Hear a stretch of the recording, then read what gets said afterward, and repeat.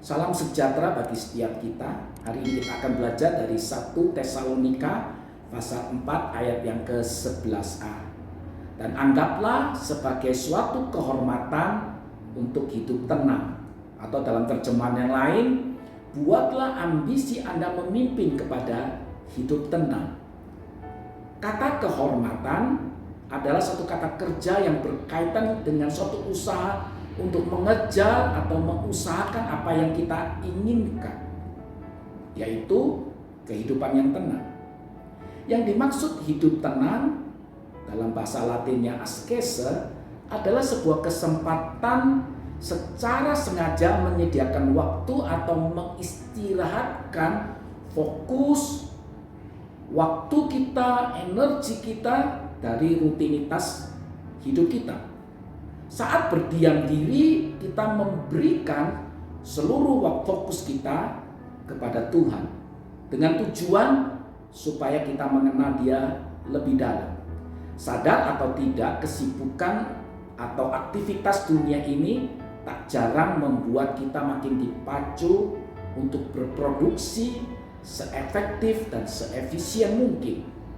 Yang ada dalam pikiran kita hanya kerja, kerja, dan kerja. Atau bagaimana kita bisa bertahan hidup dari hasil yang kita dapatkan dari aktivitas kita. Sehingga tanpa sadar hal rohani menjadi bagian terakhir dari perhatian dan energi kita. Itulah sebabnya Rasul Paulus mengingatkan jemaat untuk dengan sengaja menyediakan waktu, memberi perhatian untuk hal-hal rohani ini. Sebab aktivitas keseharian kita tidak akan pernah ada habisnya meminta perhatian dan waktu kita. Pablo Picasso mengatakan demikian, without great solitude, no serious work is possible. Tanpa kesendirian yang serius, tiada kemungkinan karya yang serius yang kita bisa kerjakan. Sesungguhnya inilah kebutuhan terdalam dalam jiwa kita. Oleh sebab itulah Yesus selalu menyediakan waktu dengan sengaja untuk berdiam diri dengan berdoa dan bersekutu dengan Allah Bapa. Ini adalah hal yang penting yang tidak boleh terlupakan atau terabaikan oleh hidup kita dalam keseharian kita. Dengan menenangkan diri, kita dapat belajar mengenal Allah lebih dalam. Dengan menenangkan diri, kita mendapatkan nutrisi dan kesegaran yang baru dalam kehidupan kita untuk kedepannya. Dan dengan kesendirian kita dapat bekerja lebih baik, lebih fokus. Dan satu hal yang tak kalah penting, dengan berdiam diri kita sedang memberi kesempatan kepada Allah untuk bekerja secara leluasa dalam hidup kita. Mari kita renungkan, bukankah Tuhan pemilik hidup kita? Namun berapa sering kita membiarkan Dia untuk masuk dalam pintu hati kita, atau membiarkan Dia terus menunggu dan mengetuk pintu di luar.